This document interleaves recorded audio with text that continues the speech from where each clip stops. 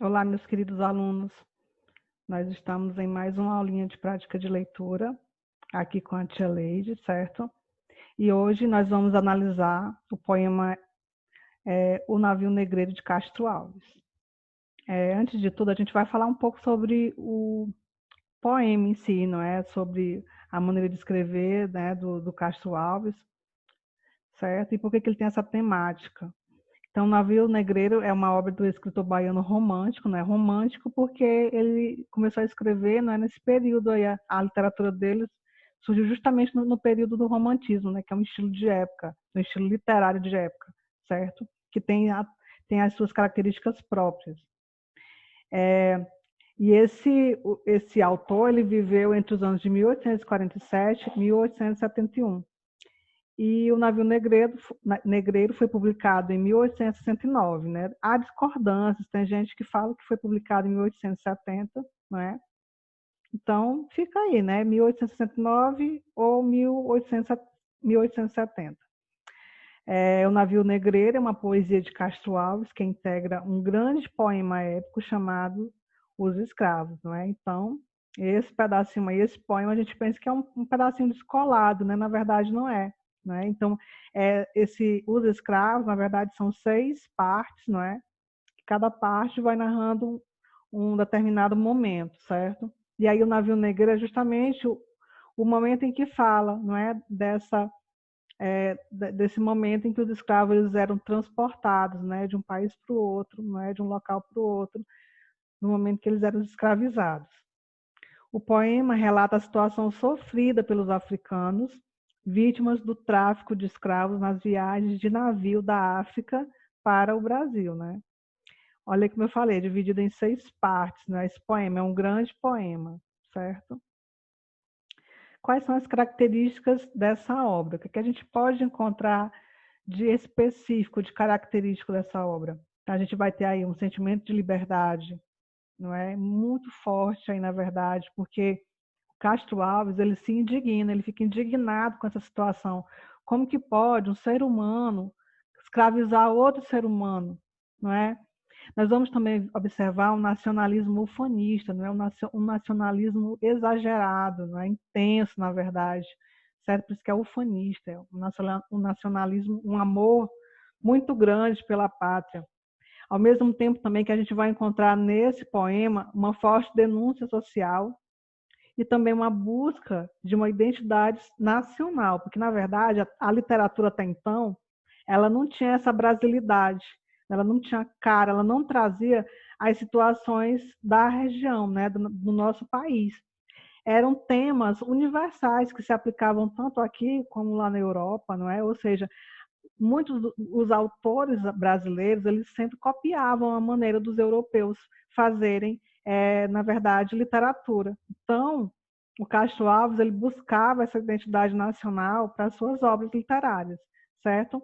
Então, tudo isso aí são algumas características da poesia abolicionista do Castro Alves, não é uma poesia que vai buscar justamente, que ela canta, que ela pede a abolição da escravatura, a liberdade desses escravos, né, dessas pessoas.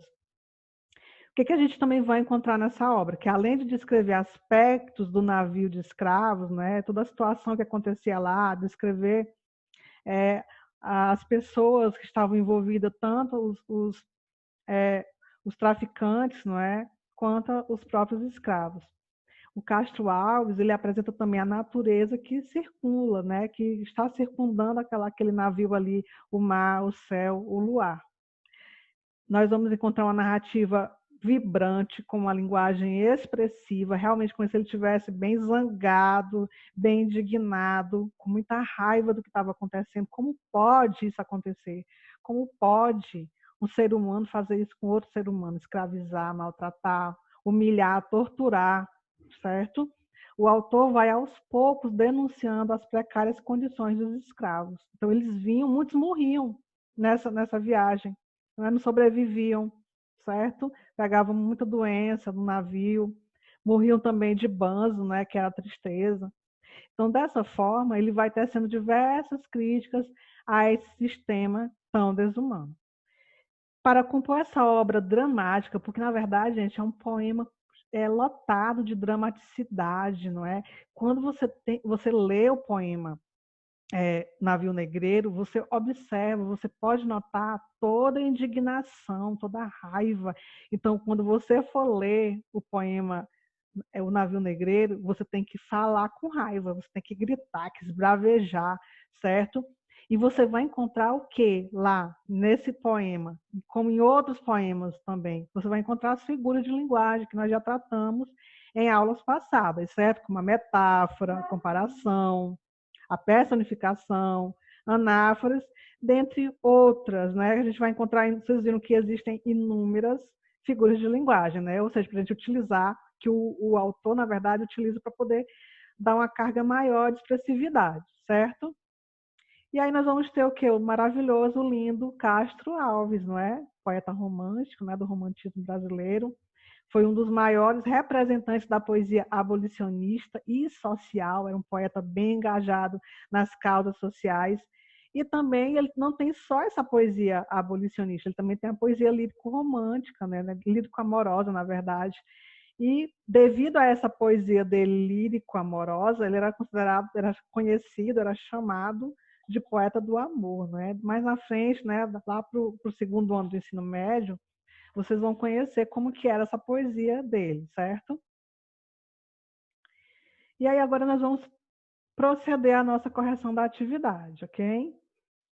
Então vamos ler. Não sei se eu vou conseguir fazer toda essa expressividade que o poema merece, né? Mas eu vou tentar passar essa indignação, né? Essa raiva para vocês com a leitura, né? Expressiva ou não do Navio Negreiro. Tem que gritar, né? Mas eu não vou fazer isso porque eu moro, né?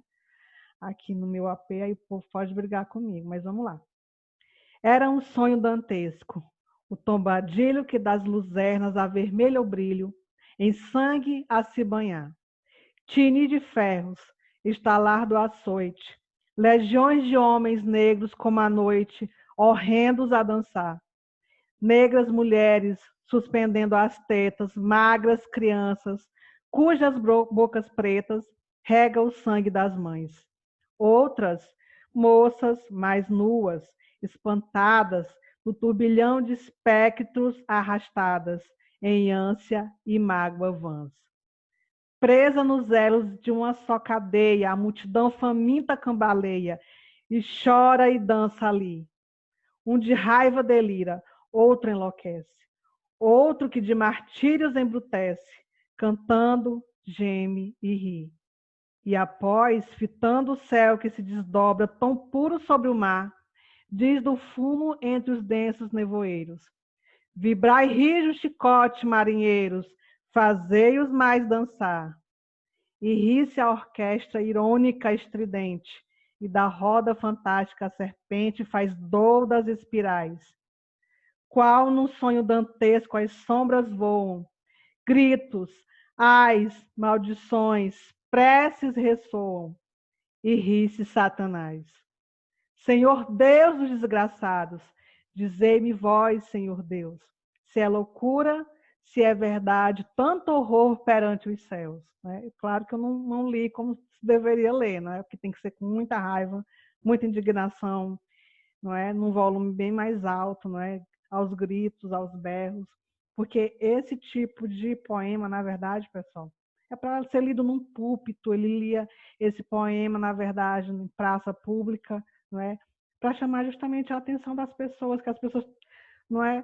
Elas lidavam com com a escravidão de uma maneira normal, de uma maneira banal, né? Passavam ali no mercado de escravos, não é?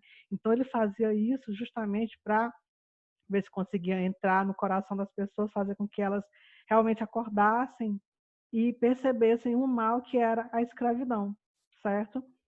Vocês podem observar que ele faz toda uma encenação e ele faz toda uma descrição de como que era o navio, certo? Como que eles eram maltratados, como que as crianças estavam, como que as mulheres estavam, certo? Na verdade, uns riam, uns enlouqueciam, não é? Como que você sai, você está livre lá no seu país, do nada você é escravizado, certo? Você não está no navio, em péssimas condições ali, então muitos enlouqueciam, certo? E ele lá no final, na última na última estrofe, ele pergunta a Deus: meu Deus, será que é possível? Me diga se é possível, se é loucura. Só pode ser loucura, não é? Se é verdade, tanto horror, não é? Perante os céus, certo? Então, é um poema muito bonito, muito dramático. Então, na primeira questão, pessoal, fala o seguinte: o poema de Castro Alves busca emocionar, ressaltando a terrível situação a que estavam submetidos os escravos. Indique ao menos 3 aspectos da cena descrita que colaboram para provocar a piedade no leitor, certo? Então, o que a gente pode dizer? Na verdade, gente, a gente pode dizer que no poema ele ressalta o quê? Os ferimentos causados pelo chicote, pelo açoite, a magreza das crianças, a nudez das mulheres, não é? A fome, com certeza, pela qual, né, os escravos passavam, né? Eles sentiam fome, né? São alguns aspectos que podem causar piedade no leitor. Ele fala justamente isso. A intenção do Castro Alves é isso, é suscitar a piedade, né? Fazer com que as pessoas tenham compaixão dessas pessoas, né, que estavam lá escravizadas. Segunda questão. A ironia é um dos recursos empregados no poema para enfatizar o cruel tratamento dispensado aos escravos, não é? Então, ele tem a ironia é essa figura de linguagem que, na verdade, você diz alguma coisa, não é ironizando. Na verdade, você quer falar o quê? Exatamente o contrário, não é? Então, por que se pode afirmar que o verbo dançar foi empregado na primeira estrofe com sentido irônico? Eles estavam realmente dançando? Não, gente, eles estavam o quê? Se contorcendo, não é? Então, você leva uma chicotada, né? Você faz assim, faz assim. Então, na verdade, é o movimento que ele faz para poder justamente, por causa da dor, do açoite, do chicote, não é? Então, o verbo dançar não indica uma dança, não indica que eles estavam lá dançando felizes, sim, estavam, mas é justamente o movimento que os escravos faziam ao serem brutalmente açoitados, certo? Olha aí, eu coloquei para vocês aí uma imagem. Gente, na verdade, todas essas imagens são produções artísticas, não é, da época. Terceira questão: em que momento se revela a indignação do eu lírico em relação às condições dos escravos, né? A condição dele. Então, é justamente o que na última estrofe, em que ele clama por Deus: Deus, ó Deus, isso é verdade mesmo? Está acontecendo isso, né? Então, revela o quanto ele está indignado. No decorrer do poema, ele faz toda uma descrição do que estava acontecendo, deles estarem sendo açoitados, de como eles estavam enlouquecendo, as mulheres nuas, com crianças, né, agarradas às tetas, né, aos seios, não é? E, na verdade, ele se indigna, ele mostra a sua incredulidade, né? Ele não está crendo, né? Está incrédulo em relação às brutalidades infligidas aos escravos. Vamos à nossa última questão agora. Transcreva da primeira estrofe uma hipérbole, que é uma figura de linguagem frequentemente empregada pelos poetas condoreiros, né? Por que é um poeta condoreiro? Porque, na verdade, eles tinham o condor como símbolo da liberdade, né? Então, eles clamavam pela liberdade. Então, o Castro Alves, ele era tido como um poeta condoreiro, não é? Daquela terceira geração romântica. E então, a hipérbole, a gente viu que é uma figura de linguagem que ela dá a ideia de exagero, não é? Então, qual o exagero que tem na primeira estrofe, no primeiro conjunto de versos, né? Então, em sangue a se banhar, né? Será realmente que... Então, você, para se banhar, tem que ser bastante água, no caso, sangue. Isso aí para dar uma ideia do quê? Da quantidade realmente de sangue que saía dali do açoitar, né, dos escravos, né? Claro que eles vertiam sangue, mas ele trazia essa figura de linguagem para mostrar, não é, a dor realmente pela qual, né, passava os escravos, né, naquela época. Ou legiões de homens negros como a noite, legiões, claro que tinham bastante pessoas ali, não é, na verdade, mas uma legião, não é, ela traz a ideia de que é muita, muita gente, não é? Então, essas duas passagens aí, não é? Justamente está aí, nesse momento aí, nessa passagem, nesse pedacinho do poema, em que a gente pode encontrar essa figura de linguagem hipérbole, certo, gente? Eu espero que vocês tenham gostado, né? Tenham visto que a escravidão não é uma coisa que está só nos livros, realmente ela foi uma realidade, foi algo que aconteceu. Muitas pessoas realmente lutaram, né, contra essa realidade da época, não é? E a história é muito boa, porque conhecendo a história, a gente não tende, né, a repeti-la, não tem essa tendência a repetir, principalmente o que é ruim, né, como foi que aconteceu lá no século XVIII, século XIX, no início do século XIX, aqui no Brasil, no mundo todo, como um todo, né, muitos países aí praticaram, não é, a escravidão. Então, é uma triste realidade. Eu espero que a gente discuta, eu espero que vocês conversem comigo, me chamem lá no grupo, que a gente pode retomar alguma parte que vocês não tenham entendido, certo? Estou à disposição de vocês. Um grande abraço. Tchau, tchau.